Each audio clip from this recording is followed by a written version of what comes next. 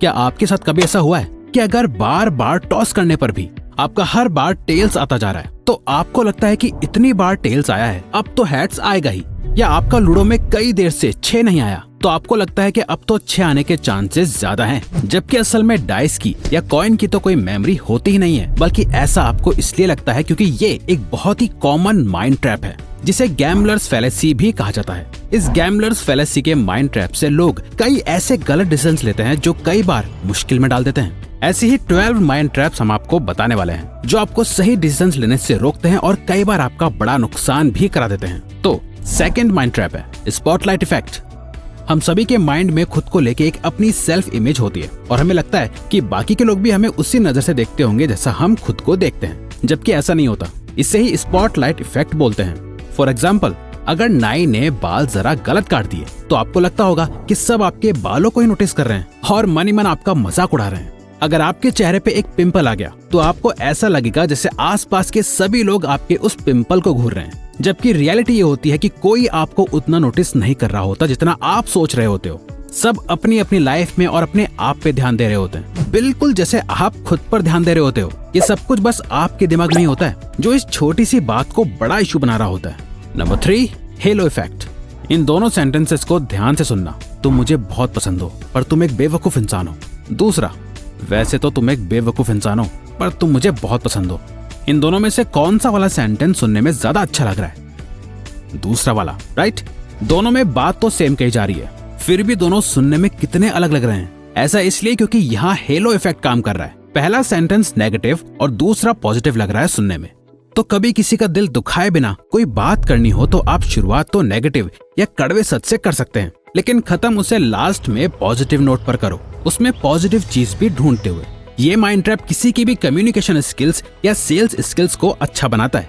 Number 4, Bader mind of phenomena. हमारे दिमाग को पैटर्न्स बनाना बहुत पसंद होता है। जब तक हमें किसी चीज के बारे में नहीं पता होता तो हमारे ब्रेन के आसपास हो रही एक्टिविटीज या बातों से कोई फर्क नहीं पड़ता, लेकिन जब एक बार हम उस चीज के बारे में जान जाते हैं तो हमें वो चीज हर जगह दिखाई देने लगती है। अगर आपने कोई नया वर्ड सीखा है तो आपको वो वर्ड कई जगह सुनने को मिलेगा या दिखाई देगा। अगर आप बहुत टाइम से एक ब्रांड न्यू कार लेने का सोच रहे हो, आप उसी कार के बारे में रिसर्च कर रहे हो, तो आपको अचानक से सड़क पे आते जाते वो कार आपको बहुत ज्यादा दिखने लग जाएगी। क्या वो सारी कारें अचानक से रोड पे आ गई? नहीं, ऐसा नहीं है। वो हमेशा से रोड पे थी, बस आप इतना ध्यान नहीं दे रहे थे जितना अब दे रहे हो। Number 5, contrast effect. जब आपका ब्रेन किसी एक चीज को दूसरी चीज से कंपेयर करके देखता है तो उसकी सोच उसके बारे में बदल जाती है। मार्केट में कोई नया गैजेट आता है तो पुराना वाला ऐसे लगने लगता है कि जैसे उसमें कितनी कमियां हैं। जैसे कि अभी एप्पल ने लेटेस्ट आईफोन लॉन्च करा है और अपनी पूरी मार्केटिंग में एप्पल ने कॉन्ट्रास्ट इफेक्ट का यूज करा, जहां उन्होंने अपने हर फोन को पिछले आईफोन्स के साथ कंपेयर करा कि ये पहले वालों से कितना अच्छा है, जिससे कि हमारे माइंड में आईफोन 14 की वैल्यू कम हो गई और 15 की बढ़ गई। रियलिटी में इन दोनों फोन्स में कोई इतना बड़ा डिफरेंस नहीं है जितना एप्पल दिखाने की कोशिश कर रहा है कॉन्ट्रास्ट इफेक्ट का यूज करके। इसी इफेक्ट और माइंड ट्रैप की वजह से लोग अपने पैसे और टाइम दोनों वेस्ट करते हैं। Number 6, anchoring effect.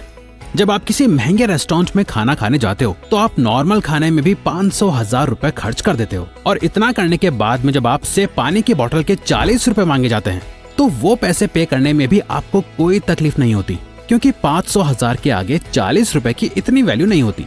लेकिन खाने का मेन्यू देखने से पहले अगर आपको पता चलता है कि यहाँ पानी की बोतल 40 रुपए की है, तो एंकरिंग इफेक्ट की वजह से आप उस रेस्टोरेंट में जाने से हिचकिचाते हैं, क्योंकि फिर आपको उस रेस्टोरेंट में हर चीज महंगी लग रही होती है। इस माइंड ट्रैप में आपका ब्रेन किसी एक चीज को एंकर पॉइंट की तरह यूज करके उसी चीज के रेफरेंस से बाकी सभी चीजों को जज करता है, और आपका डिसीजन आपके ना चाहते हुए भी नेगेटिवली इफेक्ट होने लगता है।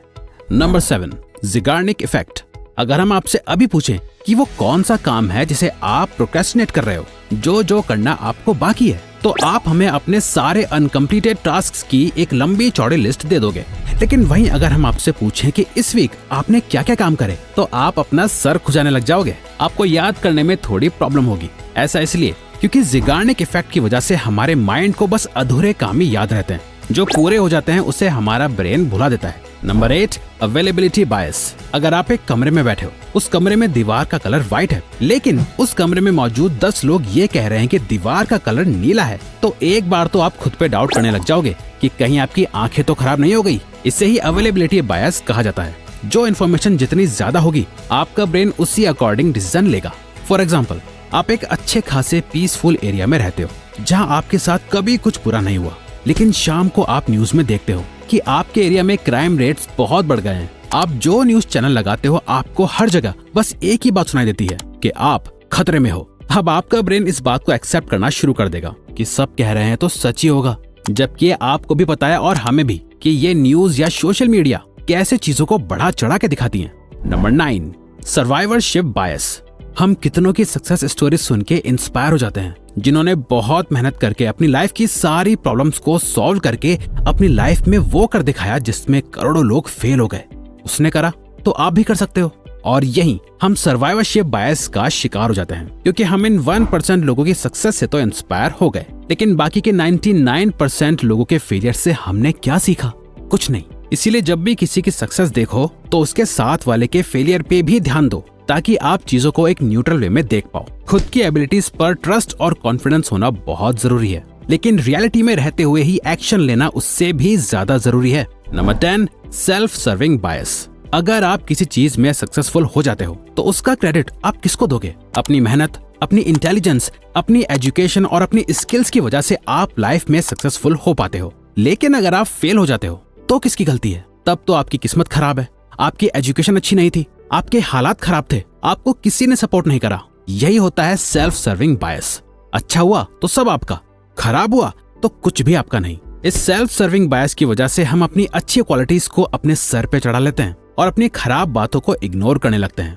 नंबर 11, हाइंडसाइट बायस। एक इवेंट हो जाने के बाद आपको ऐसा लगता है कि आप उसका आउटकम प्रेडिक्ट कर सकते थे। अगर इंडियन टीम हार जाती है तो आप कहते हो, मैं तो पहले से कह रहा था कि आज इंडिया हारेगी। अगर कोई स्टॉक अचानक से ऊपर चला जाता है तो आप कहते हो, मुझे तो लग ही रहा था कि आज ये ऊपर जाएगा।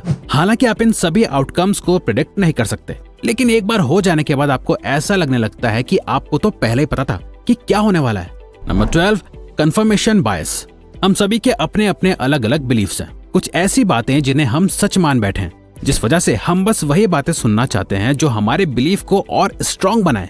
जो भी हमारे बिलीफ्स के खिलाफ होता है वो हमें गलत ही लगता है। इसे कंफर्मेशन बायस कहते हैं। फॉर एग्जाम्पल, लोगों को वही चीजें सुनना, देखना और पढ़ना पसंद होती हैं जिन पे उनका सॉलिड बिलीफ होता है। अगर कोई उनके इस बिलीफ से अलग लेकिन सच बात भी बोलेगा तो उन लोगों को वो बिल्कुल गलत लगेगा। तभी लोगों को वही लोग पसंद आते हैं जो उनके जैसी बातें करें या जिससे उनके बिलीफ्स मिलते हो, और जिनके बिलीफ उनसे मैच नहीं करते वो लोग उन्हें बेवकूफ या बोरिंग लगते हैं। तो अगर आपको ये वीडियो अच्छी लगी तो वीडियो को लाइक और चैनल को सब्सक्राइब करके हमें सपोर्ट करो और बेल नोटिफिकेशन ऑन कर लीजिएगा ताकि आप आने वाली वीडियोस मिस न कर पाओ। Thank you for watching.